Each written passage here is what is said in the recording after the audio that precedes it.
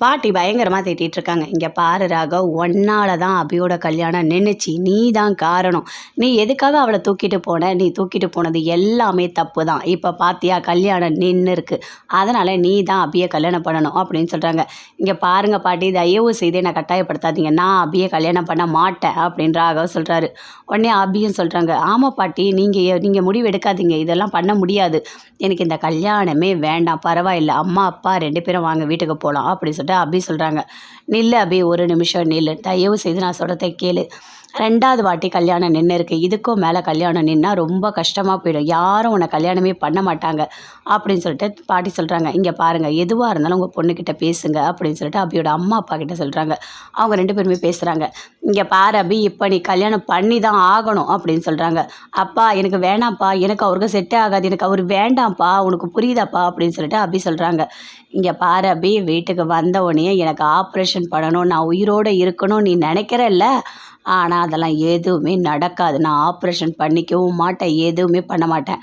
இப்போ நீ இந்த கல்யாணத்துக்கு சம்மதிச்சு தான் ஆகணும். காலம் ஃபுல்லாக உன்னை கல்யாணம் ஆகாமல் நான் வீட்டில் வச்சுக்க முடியாது அப்படின்னு சொல்லிட்டு அவங்க அப்பா பயங்கர கோபமாக பேசிகிட்டு இருக்காரு. அபியால் எதுவுமே சொல்லவே முடியல. அப்படியே அமைதியாக இருக்காங்க. பயங்கரமாக அழறாங்க. அப்பா, தயவு செய்து அபியை கட்டாயப்படுத்தாதப்பா அப்படின்னு சொல்லிட்டு அனு சொல்கிறாங்க. இங்கே பாரு அனு, நீ ஏதோ ஒரு சூழ்நிலை கல்யாணம் ஆகி போயிட்ட. ஆனால் உன்னோட தங்கச்சிக்கு கல்யாணம் ஆகாத ஒரு சூழ்நிலை வரணுமா என்ன? இப்போ இருக்கிறத மட்டும்தான் நம்ம நினச்சி பார்க்க முடியும். இந்த சூழ்நிலை இந்த கல்யாணம் நடந்தே ஆகணும் அப்படின்னு சொல்லிட்டு அபியோட அப்பா அம்மா 2 பேருமே சொல்கிறாங்க. எதுவுமே பேசவே முடியல. ராகவ், நீ என்ன சொல்கிற அப்படின்னு சொல்லிட்டு பாட்டி கேட்குறாங்க. இல்லை, எனக்கும் இந்த கல்யாணம் வேண்டாம் அப்படின்னு சொல்கிறாரு. இங்கே பாரு, உன்னை இங்கே பர்மிஷன்லாம் கேட்கல, நீ போய் அங்கே மேடையில் போய் உட்காரு போ அப்படின்னு சொல்கிறாங்க பாட்டி. அப்போ ராகவ் யோசிக்கிறாரு. ஆமாம், இந்த அபியை விட்டால் வேறு வழியே கிடையாது. நம்ம அக்காவோட வாழ்க்கை சேர்த்து போயிடும். நாம் கல்யாணம் பண்ணால் மட்டும்தான் அக்காவோட வாழ்க்கையை நம்ம காப்பாற்ற முடியும் அப்படின்னு சொல்லிட்டு போயிட்டு மணமேடையில் உட்கார்றாரு. உட்காந்துனே 2 பேருமே அப்படியே பார்த்துக்கிறாங்க. பார்த்தோன்னே அபிக்கு பயங்கரமாக அழ வருது. எனக்கு பிடிக்காத கல்யாணத்தை பண்ணி வைக்கிறாங்க. என் மேலே எவ்வளோ பாசமாக இருக்கணும் என் வீட்டுக்காரர் நான் நினச்சிருக்கேன். ஆனால் அது எதுவுமே இனிமேல் நடக்கவே போகிறதில்ல அப்படின்னு சொல்லிட்டு மனசுக்குள்ளே தேம்பி அழறாங்க. அப்படியே ராகவ பார்க்குறாங்க. போயிட்டு தாலியெல்லாம் கொண்டு வந்து ஆசீர்வாதம் வாங்கிட்டு வாங்கன்னு சொல்கிறாங்க. அதே மாதிரி ஆசீர்வாதம் எல்லாருக்கிட்டையுமே வாங்குறாங்க. வாங்கிட்டு தாலியை கொடுக்குறாங்க ராகவ் கிட்ட. அப்போ கூட ஒரு கட்டவே இல்லை, அப்படியே கையிலேயே வச்சிட்ருக்காரு. அப்போ பாட்டி சொல்கிறாங்க, இங்கே பாரு ராகவ், நீ மட்டும் தாலி கட்டல, நான் இங்கே எங்கேயுமே இருக்க மாட்டேன். கண்காணாமல் எங்கேயாவது நான் போயிடுவேன்.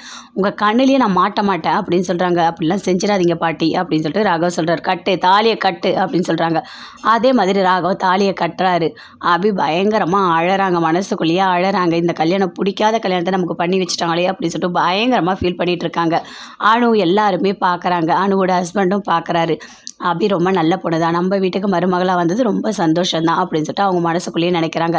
சுந்தரிக்கு அப்படி கோபமாக வருது. நம்ம எவ்வளோ சொல்லி அந்த கல்யாணத்தை தடுத்து நிறுத்தவே இல்லை. முரளி எப்படியாவது இவளை கல்யாணம் பண்ணிப்பான்னு பார்த்தா அதுவும் நடக்கலை அப்படின்னு சொல்லிட்டு அவங்க ஒரு பக்கம் பயங்கரமாக ஃபீல் பண்ணிகிட்டு இருக்காங்க. எழுந்து வராங்க. வந்தவொடனே காலில் விழுந்து ஆசீர்வாதம் வாங்குறாங்க. அவங்களோட அம்மா அப்பா காலில் விழுந்து ஆசீர்வாதம் வாங்குறாங்க. பாட்டியை கூப்பிட்றாங்க. அவங்க காலையும் விழுந்து 2 பேருமே ஆசீர்வாதம் வாங்குறாங்க. நீங்கள் நல்லா இருப்பீங்க 100 வருஷம் அப்படின்னு சொல்லிட்டு பாட்டி.